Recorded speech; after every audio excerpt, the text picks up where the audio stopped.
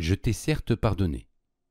Sidi Mohamed Fawzi El-Karkari, qu'Allah sanctifie son secret, dit « Le lendemain, Moulay El-Hassan vint me trouver et me dit qu'il allait me faire rentrer en khalwa. Il n'avait pas de khalwa, mais une pièce qui allait plus tard devenir une toilette. Et effectivement, tel était mon maqam. Mais pour moi, et ce jusqu'à ce jour, il s'agit du lieu qui m'est le plus cher.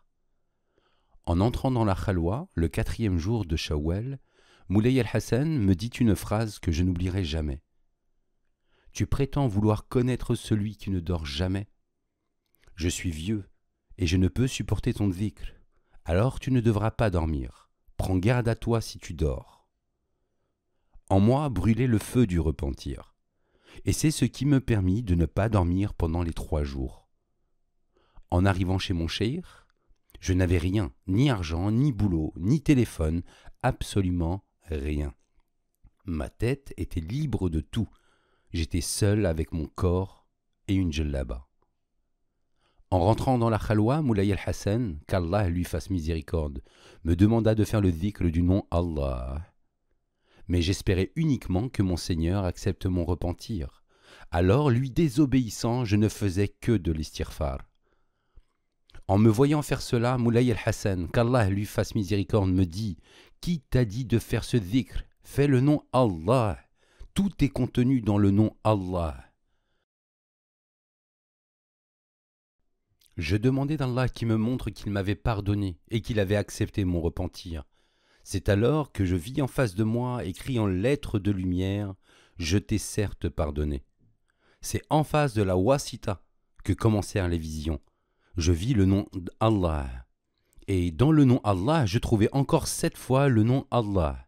Pour chacune des profondeurs, je voyais un verset du Coran en lettres de lumière. Et puis, je voyais les mondes se plier et se réunir selon ce que contenait ce verset, depuis le trône jusqu'aux terres. Et ainsi de suite. Lorsque Moulay El-Hassan vint s'enquérir de mon état, je lui disais « Ya Sayyidi, en ce moment même, je vois ça et ça. » Au moment même où je lui parlais, j'étais plongé dans des visions. Il m'écoutait et se mettait à pleurer. J'étais entièrement plongé dans la vision que je voyais tout autour de moi. Je me voyais devenir une étoile, et je voyageais alors à travers le monde.